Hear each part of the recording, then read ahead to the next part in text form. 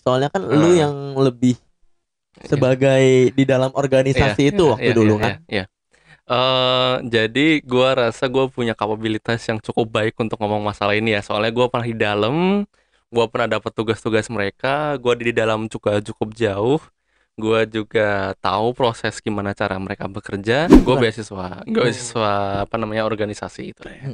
Organisasi apa tuh? Organisasi sketchy.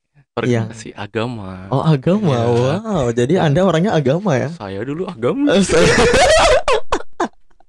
Saya dulu pernah seperti itu. Kalau setra itu menurut bahasa Bali itu artinya kuburan. Daily Talk, keluarin yuk. Wih, gila. Sekarang gua udah ada tamu baru, guys. Ini dia pekerja korporat yang ada di Istanbul. GG Stawi. Halo semua. Wede. Nih, masa taruh situ sih? Nggak kelihatan dong nanti. Diary Talks. Gimana perasaan lo datang ke sini jauh-jauh dari Istanbul, taunya ke Sakarya? Gue sih sebenarnya emang pengen dateng sih ke sini sebenarnya. Oh iya. Iya. Terus 2 minggu yang lalu apa yang lu? Iya, gue ajak seminggu yang lalu. Seminggu yang lalu. Iya, gue seminggu yang lalu. Nah, sebenarnya gue mikir kan masa buat podcast doang datang ke sini dari Istanbul itu worth it nggak sih? Terus kebetulan gue emang lagi nyari barang di Sakarya. Iya. Jadi istilahnya untuk datang ke sini cuman buat podcast doang itu nggak worth it, bener. Dari Sakarya gitu coy. Oh iya sih, jauh dari ya. Istanbul, Dari Istanbul. Terus kebetulan barang yang gue cari ada di Sakarya atau di bursa, harganya sama. Ya udah gue ke Sakarya aja sekalian mampir. Yo. Dan ini si GG, lu kenapa sih awal dipanggil GG itu kenapa sih? Kenapa dipanggil GG? Soalnya kalau coba mic lu deketan dikit biar. Kalau setra itu menurut bahasa Bali itu artinya kuburan. Oh, kuburan. Oh iya benar ya. Setra kuburan. Nah, mungkin setra juga dipanggil lebih susah kali ya. Setra karena ada kata stop di set. Nah, jadi panggil yang gampang kayak GG aja gitu ya. Kenapa setra GG jauh, Pak? Itu tuh lu tuh nggak ngasih make a sense buat dari setra ke GG. Awalnya kenapa lu dipanggil GG? Awalnya dari nyokap gue sebenarnya sih. Jadi nyokap lu sendiri yang manggil lu GG? Nyokap gue sendiri. Jadi dari kata ini setra genyang. Di situ kan ada G itu di situ. Dia kayaknya nyokap gue kayak nama apa yang gampang ya? Nyang gitu kan nggak mungkin. CC gitu kan nggak mungkin. Berarti mak lu aja mikir namanya itu susah. Iya. Yang ngasih nama siapanya? Itu orang tua lu. Bokap nyokap gue yang ngasih nama. Mereka yang ngasih nama, tapi kayak nama panggilan itu susah. Tapi malah kesusahan buat dia. Susah, iya.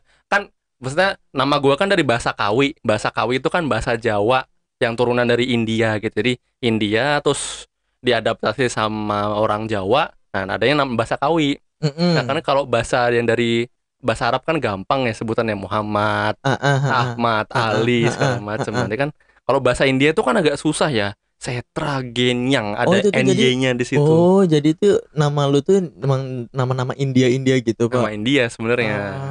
Tapi lu kayak Cina malah ya orang kelihatannya ya, anjir. Tapi lu ada keturunan Cina gak sih? Nggak ada, sumpah. Nggak ada. Lu lihat gue hitam kayak gini, gue ada Pak keturunan Cina. Lu ada. lu yang coklat ada. Gua yang nggak putih nggak ada. Nggak ada, makanya. Don't judge people by Don't judge a book by a cover. Sama kayak gini tau. Orang Afrika Selatan ada yang putih. Ya ada. Jadi bukan semua orang Afrika itu hitam. Iya. Lagi pula kan orang-orang ini kan orang-orang Mesir kan putih cuy. Dia kan dari Afrika. Maroko juga putih. Padahal terik. Tapi dia putih. Kalau putih kita anjing emang. Padahal lu Cina. Iya. Temen lu panda. Makannya bambu. Tapi lu hitam. Gua India. Putih. Lu India dari mananya sih anjir? Gua gak ada Indianya. Gak ada Indianya kan, bangsat anjir. Nah, terus kan lu berarti udah di Turki udah berapa lama sih? Lama deh. Udah 8 tahun. 8 tahun. Dari 2012 ya. Gila, lu gak bosan 2012?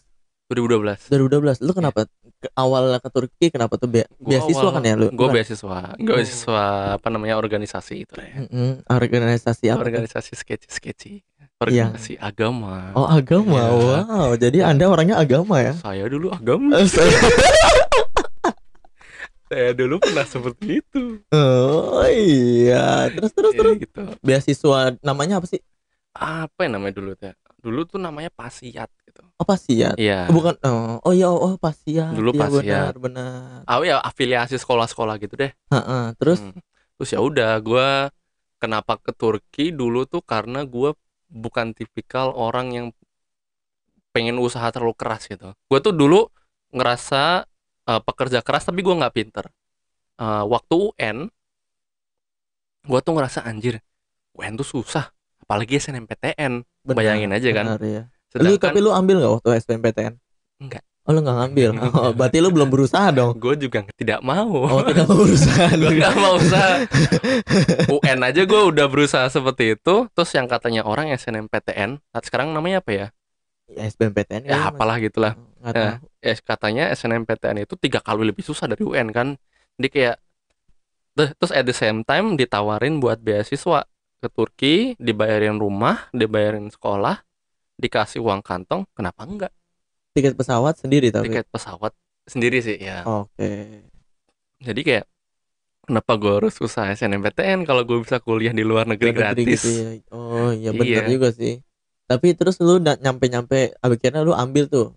Gue ambil. Ambil itu tuh sama keluarga, ini gak sih kayak nego-negonya kayak susah gak sih, kayak Bukan sama keluarga. bukan sama keluarga? Bukan sama keluarga juga, sama pacar juga susah. Oh iya, anjir ya.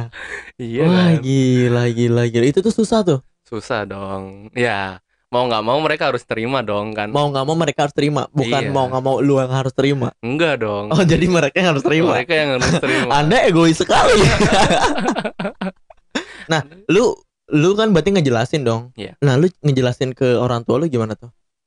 Apa orang tua lu oke-oke aja? Gue ngejelasin ke orang tuanya gimana ya? Ini kan kali kan banyak teman-teman yang pengen keluar luar negeri dan Iya. dia tuh pengen ngeyakinin kan oke lah, kayak tadi lu bilang untuk kuliah di luar negeri kan juga banyak minta restunya Iya. antara ke keluarga, terus juga mungkin kayak lu kayak punya pacar. Iya. Nah, lu tuh pas waktu sama minta restu ke orang tuanya tuh lu gimana tuh? Kan berarti sempat ada mentrok kan? Pasti dong, pasti. Ah, Tapi sebenarnya gua dari SMA itu udah sekolah asrama. jadi udah biasa nggak di rumah. Jadi Oke. gua biasanya paling ketemu bokap nyokap Sabtu Minggu. Nah, kan berarti kan dengan lu ke Turki kan makin jarang lagi dong. Makin jarang lagi.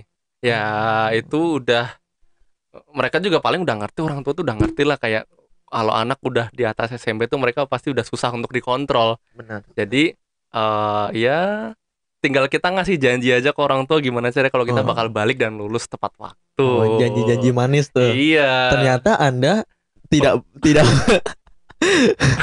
Gue perpanjang 1 tahun. perpanjang 1 tahun dan malah kerja di sini, bener gak sih? Makin lama lagi lu di sini ya. Gitu anjir. dia. Nyokap udah nanyain, Mas kapan pulang? Oh Gua juga, iya? Iya, nyokap udah nanyain. Sampai sekarang. Sampai sekarang.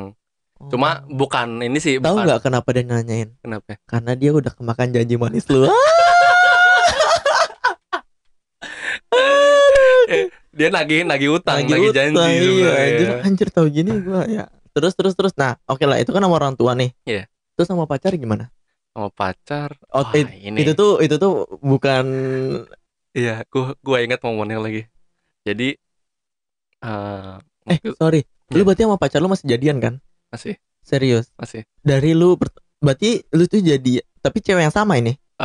sama Cewek yang sama. dari sejak Dari- SMA kelas 3-2 gitu deh. Umur lu berapa? Umur gua 26. 26 sekarang kan? Berarti lu pacaran dari umur 17 15 ya? 18 18. 17. Wow, Anda sudah Hampir 10 menginjakin tahun, 10 tahun rumah lunas.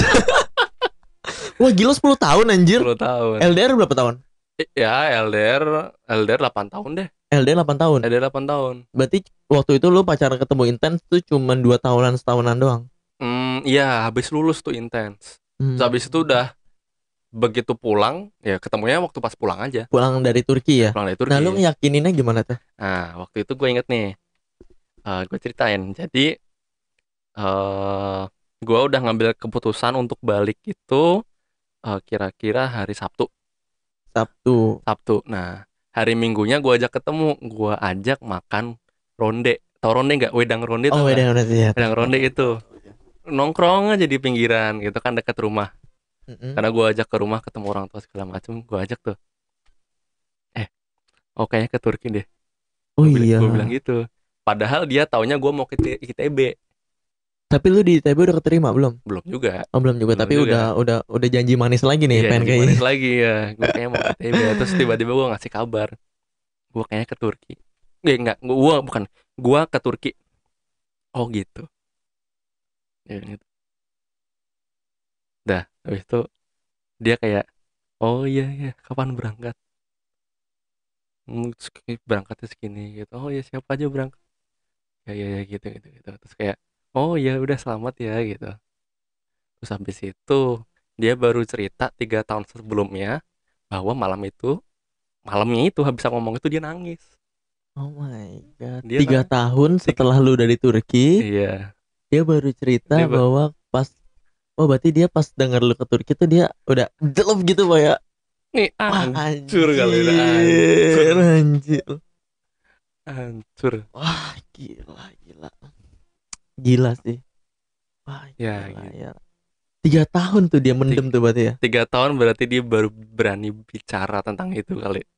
Dan lu tuh pas denger kayak gitu gimana tuh Pak? Lu Gue biasa aja sih, gue udah di sini juga. iya sih udah masa gue harus terjadi juga mundur sih. ya kan, iya nggak sih? Iya paham. Maksudnya lu kayak wah anjir nih orang ternyata pas momen itu ada behind the scene-nya Wah gitu. iya, ada perasaan di baliknya nggak sih? Ada yang dipendem Tapi gitu. berarti pas waktu lu ngomong kayak gitu dia antang awal apa ya kayak it's okay aja.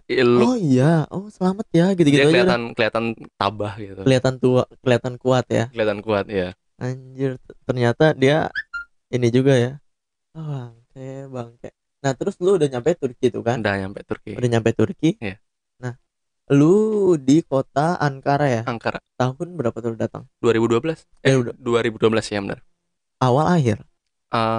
Tengah. Tengah. Juli. Nah, lu tuh berarti kan beasiswa apa namanya agama organisasi itu ya. Itu beasiswanya gimana sih? Lu tuh apa yang diwajibkan sih dari beasiswa itu atau? Oh, ini agak tough nih. Apa yang diwajibkan di situ itu? Tapi ada kan berarti ini kan bukan beasiswa yang kayak ada. Saksinya banyak. Oh, saksinya banyak. Saksinya banyak yang menerima ini banyak, jadi ini bukan fake atau segala macam. Ini memang beneran ada beasiswanya gitu. Ya. Apa tuh? Ya, jadi beasiswanya ya beasiswa organisasi gitulah. Jadi suatu organisasi ngasih beasiswa ke orang foreigner buat ke Turki untuk kuliah di sini. Iya. Dengan tujuan tertentu. Oh, ada tujuannya. Ada tujuannya. Ya tujuannya sih untuk kultur, untuk meningkatkan hubungan dua negara, untuk membesarkan jamaat itu. Iya itu juga ada. Aduh, saya keceplosan Ya, jadi jamaat kan. tahu. Aduh. Saya tahu, tapi gue tahu apa namanya organisasi itu gue tahu, tapi ya kan gue kan pas saat gue datang ke sini kan pas saat dimana organisasi itu kan bermasalah. Iya lagi. Emangnya bermasalah apa sih ininya? Yang mungkin orang-orang kan banyak yang nggak tahu nih, apalagi dari Indonesia. Lu tahu sendiri kan yang lu tahu kan tanda kutip Pak Presiden ini kan. Lu tahu nggak sih ada behind the ceritanya itu apa yang soalnya kan lu yang lebih sebagai di dalam organisasi itu waktu dulu kan. Jadi gue rasa gue punya kapabilitas yang cukup baik untuk ngomong masalah ini ya. Soalnya gue pernah di dalam, gue pernah dapat tugas-tugas mereka, gue di dalam juga cukup jauh. Gue juga tahu proses gimana cara mereka bekerja, dan gue juga tahu masalahnya. Tapi gue pengen ngangkat ini dari sisi objektifnya. Jadi nggak ada sisi perasaan atau subjektif sama sekali ya. Apalagi memihak kan. Wah iya. Nah jadi objectively organisasi ini tuh Baik. Niat mereka tuh baik. Sebenarnya niat mereka itu untuk apa ya sebutannya ya, memperbaiki menambah hubungan relationship antara dua negara, itu satu. Yang kedua, mereka tuh memang basisnya tuh education ya. Ya. Jadi karena ini konteksnya agama, jadi mereka ingin menambah gimana caranya anak-anak SMA, anak SMP itu mereka punya kapabilitas sains yang kuat, plus juga mereka punya basis agama yang kuat juga. Oh, jadi sains, jadi nggak toh cuman kayak agama, lu Nggak. tahu sendiri kan, Iya. maksud gua. Iya. Jadi mereka nggak cuma nekanin agama harus kuat, mereka juga nekanin kalian harus bagus di sekolah. Kalian harus masuk universitas yang bagus. Karena kalau kalian sukses, kita juga sukses. Oh gitu. Itu yang penting sebenarnya. Mereka juga sosial. Mereka juga aktif secara sosial, maksudnya kalau ada orang yang membutuhkan, katakanlah, karena memang kebanyakan organisasi ini adalah mahasiswa, jadi mereka entah gimana caranya non-profit itu bisa saling bantu antara satu sama lain. Yang punya duit dikumpulin, ngebagiin duit buat mahasiswanya, dibeliin makanan, dibeliin minyak, dibeliin beras, segala macam. Nah itu kan penting banget ya. Mereka juga ngasih uang saku segala macam untuk kuliah. Oh, ya. Untuk kuliah dan untuk belajar agama. Itunya oke. Bad partnya itu mereka agak gimana ya? Agak strict. Mereka pengen orang yang ada di dalam organisasi itu ngikutin cara main mereka. Contohnya gimana cara main mereka gini. Karena ini mostly adalah agama, jadi katakanlah ini enggak katakan, ini beneran ibadah sholat. Okay. Ibadah sholat sama. Tapi mereka pengen orang-orang itu sholat di rumah. Di rumah? Bukan di masjid. Di rumah? Di rumah. Karena orang di rumah bisa lebih dikontrol daripada di masjid. Jadi misalnya ada, sorry itu saya kayak, wah azan nih kan, orang-orang Indonesia apalagi pesantren. Masjidnya gitu kan. Kita, oh dia malah enggak. Udah di rumah aja sholatnya gitu. Di rumah sholatnya. Pernah ada kejadian nih. Di rumah ada orang Turki, gua orang Afrika. Orang Afrika ini memang dia secara agama itu dia belajar langsung ke Al-Quran dan hadis. Langsung dia. Yang mana memang cara belajar agama paling benar. Nah, dia ada di rumah itu, dan menurut paham dia, ibadah yang paling bagus adalah ke masjid, yang mana benar. Ya emang benar. Apalagi seorang laki-laki harus suruh ibadah ke masjid. Benar. Nah, tapi karena dia tinggal di rumah situ, orang Turkinya itu nyuruh mereka sholat di rumah. Jadi dia dengan terpaksa dia tuh di rumah terus dong. Dia sempat kayak ada cekcok ya. Sempat ada cekcok. Ya mulai kayak, ini kamu sholat di rumah soalnya kita ada bacaan-bacaan yang beda kayak di masjid. Sedangkan orang Afrika itu jauh lebih masuk akal, soalnya memang yang paling benar adalah di masjid. Nah jadi cara mainnya itu yang mereka strict. Mereka mau cara mainnya itu harus sama kayak harus tuh. Harus. Itu berarti soal itu saya kayak contoh yang sholat yang itu aja harus benar-benar dikontrol. Harus berarti dikontrol. Banyak lagi dong yang lebih banyak case dari itu deh. Ya. Contoh lain. Kita ganti sholat, misalnya beberapa orang memang ada yang mulai bermain ke politik dalam negeri. Politik dalam negeri di Turki. Di Turki. Tapi ini orang foreigner. Dan bukan foreigner, ini ada orang Turki yang mengafiliasi ke organisasi ini, dan mereka didukung oleh beberapa orang dalam organisasi ini untuk kamu maju ke partai politik, partai independen, independen atau masuk ke kemiliteran atau masuk ke kepolisian segala macam. Memang orang ini memang ditugasin seperti itu tuh memang beneran ada. Oh, I see. Dan memang ini pemerintah memang benar adanya mereka mengatakan bahwa orang-orang ini memang ditugasin untuk masuk ke sana tuh memang ada. Jadi misalnya sorry itu saya kayak organisasi A, dia tuh ngenugasin elu biar lu masuk ke militer gitu. Itu ada. Lu tuh jadi cepu kita. Ada. Ibaratnya gitu kan. Kasarnya gitu kan. Iya. Ya udah lu masuk ke polisian nih. Lu masuk ke partai A nih, lu. Iya. Wow. Itu ada. Wow. Berarti pas kita lanjut ke akar permasalahannya. Pas waktu on base 15 Juli 15 Juli itu tuh lu posisi ada di Indonesia. Untungnya ada di Indonesia. Tapi berarti menurut lo organisasi ini di Turki ini udah habis apa belum sih? Menurut gua sih masih ada ya. Masih ada. Soalnya kan emang tadi dengan yang tadi lu bilang dia itu udah dipencar ke A, ke B, ke C, bener gak sih? Iya. Wah, gila. Organisasinya masih ada, tapi masih jalan sendiri-sendiri. Oh, sampai sekarang masih jalan sendiri-sendiri? Setahu aku gitu. Setahu aku masih jalan sendiri-sendiri. Gerakan sosialnya masih jalan. Tapi gerakan yang perpolitikannya, gerakan perorganisasiannya itu terbatas ya. Wah, sih. Maksudnya gini. Memang gerakannya itu begitu mereka terbentuk itu tugasnya tujuannya itu mulia. Cuma mungkin ada beberapa orang yang punya agenda dia sendiri, kepentingan dia sendiri. Ya. Mereka punya pikiran yang berbeda segala macam, yang membuat pemikiran ini rusak semuanya. Alhasil semua jadi dicapnya kurang bagus gitu. Tapi lu tuh ini kan lu tahu sendiri kan di Indonesia kan juga lagi banyak, apalagi yang kemarin UU yang bermasalah itu kan. Omnibus itu kan. Nah, ya.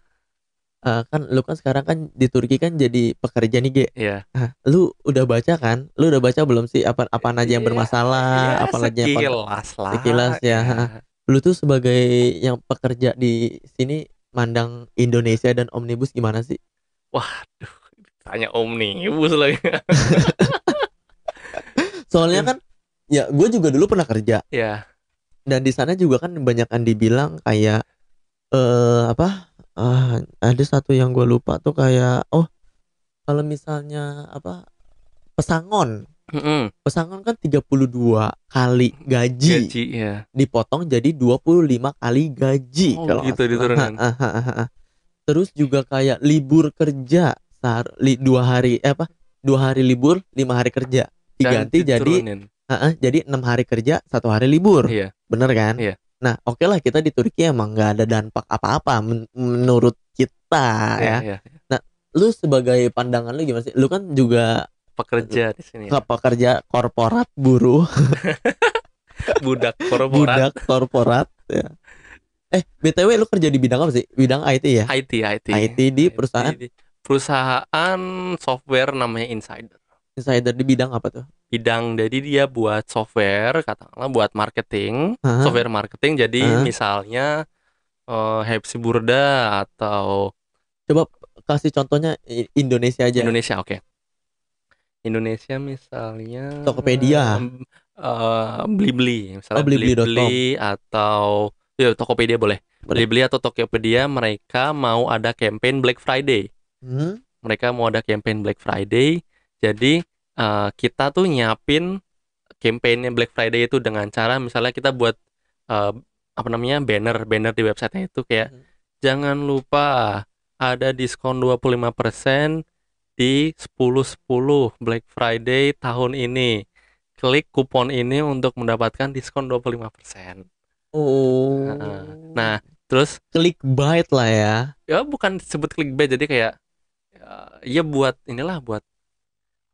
marketing gitulah, marketing and stuff gitu. Marketing and stuff di website-nya, website dan